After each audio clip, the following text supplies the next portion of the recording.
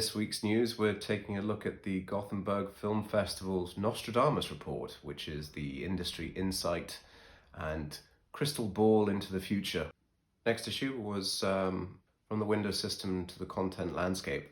What will be the shape of film releasing will take when the window system ceases to exist will be determined through innovation all along the value chain in the next 3 years. Sales and distribution must leverage a deep understanding of the audience and use better data at every aspect of their work to stay relevant.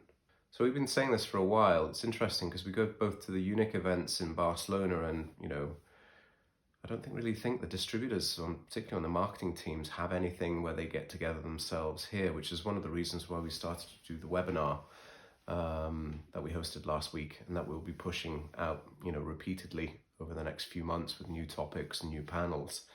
There's no real innovation in distribution. There's plenty of widgets and interesting ideas coming up for exhibition, but I'm not really aware of anyone out there doing really cool things for film distributors specifically.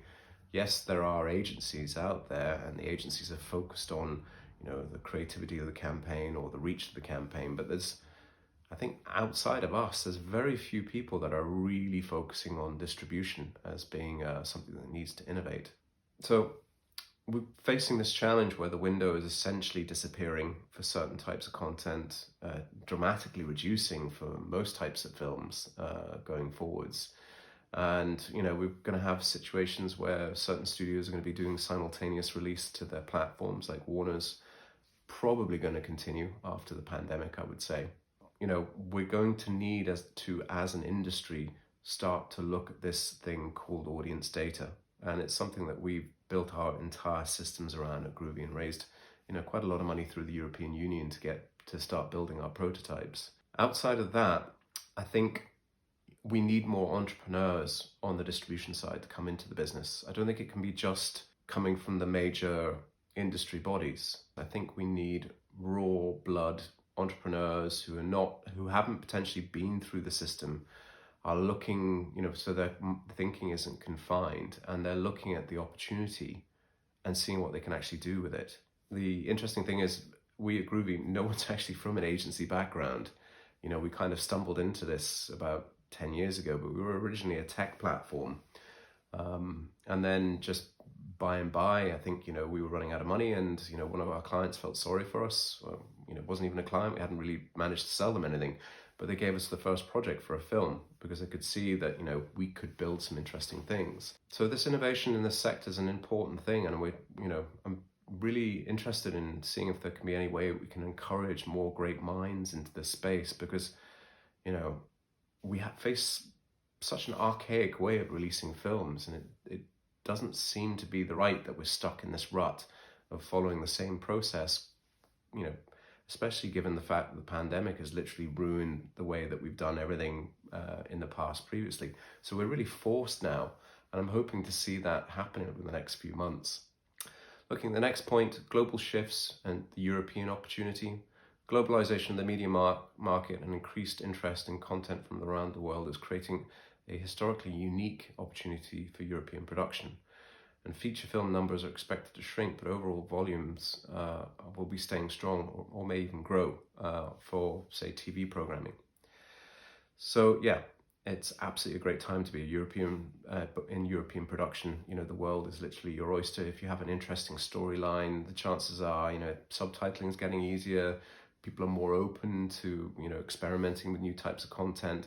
I mean, Netflix has really pushed through this model where a lot of their hits now, things like Money Heist, were actually Spanish programming.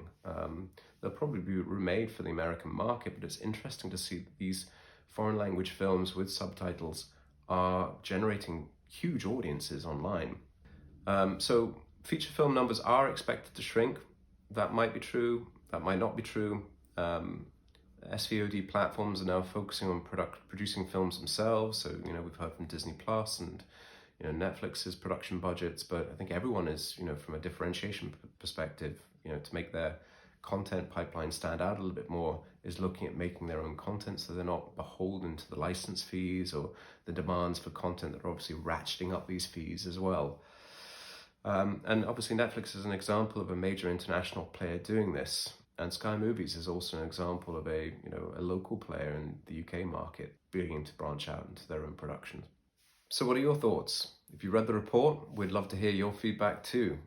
Remember that we're posting this video both to YouTube and to LinkedIn, so feel free to like and subscribe in YouTube or comment and share in LinkedIn. It'd be greatly appreciated. I think the show is now up to almost 1,500 views per week, which is great.